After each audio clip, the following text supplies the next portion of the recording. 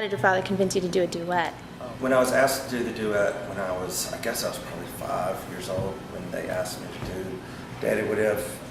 I mean, what kid doesn't want to be on stage like his dad, you know, or what kid doesn't want to be like his dad? My dad just happened to have a really cool job, and I got to sing with him on stage. It was very exciting. I ended up getting my first Grammy nomination in '74 when I was 7 or 8 years old for a song Shel Silverstein wrote, and we lost to the Pointer Sisters for Country Duet of the Year. Well, I have a daughter who's 4 and a son who's 2, and we're doing a Shel Silverstein tribute right now with My Morning Jacket, Chris Christopherson, Ray Price, my dad, me, Band of Horses, Lucinda Williams, Dr. Dog, and John Prine, and what is the other guy? Billy Bob Thornton. We're doing they're all doing Shel Silverstein songs. And my song that I'm doing the same song I did with my dad, except I'm doing the grown-up part, and my daughter's doing the really cute little baby doll part, and she's amazing. She's completely amazing. Even better than me, actually. 10 times better than me. Drink free beer and sing until I Can you elaborate a little on your relationship with Shel Silverstein? He was my dad's best friend. We knew Shel Silverstein because my dad had done a bunch of records with him, and we did a family record with him. When I started writing songs, he critiqued every song I wrote and co-wrote a song with me too. Today I'm meeting with the Chicago Cultural Center about they've asked me to kind of help organize and host a Shel Silverstein Day at Millennium Park, which will involve a lot of the people from the CD that we're doing. There's a Shel Silverstein pop-up book that's coming out, and so hopefully the publisher of that book will be involved, and it'll be a big family day at Millennium Park for Shel Silverstein. A big hug, and then the idea is, if this all works out, is later that night to go from Millennium Park to the Cultural Center, and at the Cultural Center do it's like a 600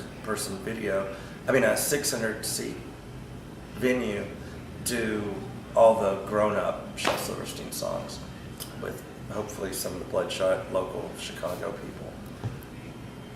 This sometime in the summer? Or Summer. All Hopefully right. Labor Day, but we'll see. Great.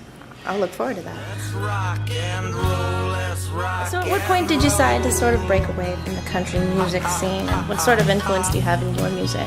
Yeah, I decided pretty much exactly like my dad did. But when my dad was starting to do music, it was the 1950s, and rockabilly was outrageous. You know, rockabilly was the most extreme music there was to do. And when I started doing music, I just did a different type of rock and roll than he was doing. And he doesn't like a lot of my stuff, but some of it he gets. So, but I saw the Replacements when I was 18, and it destroyed me.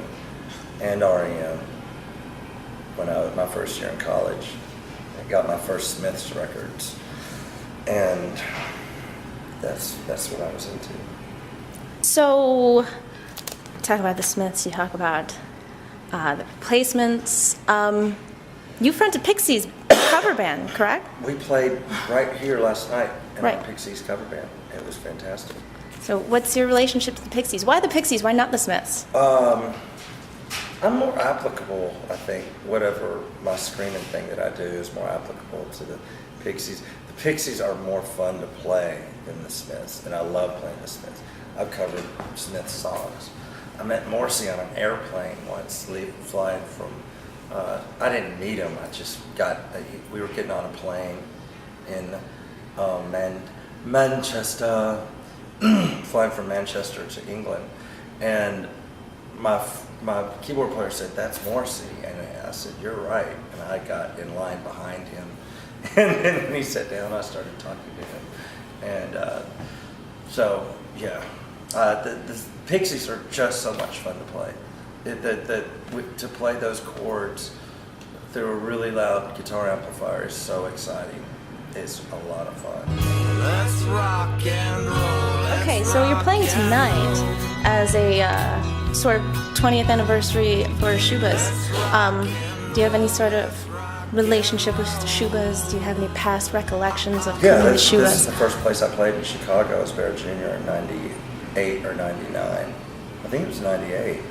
There was actually people here, and nobody knew who we were. And it is my favorite place to play in Chicago. It's like singing on the inside of an acoustic guitar. It's to stand up there and sing feels so fantastic. And oh, yeah, this is home base. My my saxophonist Deanna for years and years and years. She also has worked here throughout the years, off and on. And this is home base in Chicago. What was it like here 11 years ago? I think there was booths. I think when I look in the walls, I think there used to be booths here with tables. But no, not, they left my poster, Bear Jr. up on the wall when you go up the stairwell. I thought that was kind of nice. So.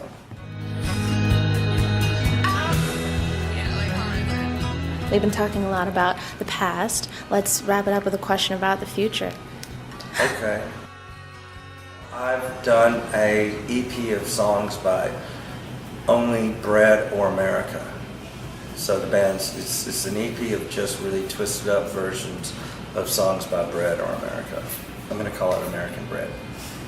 And it's pretty twisted and silly, yet a lot of fun to record. And we're going to play a lot of those songs tonight.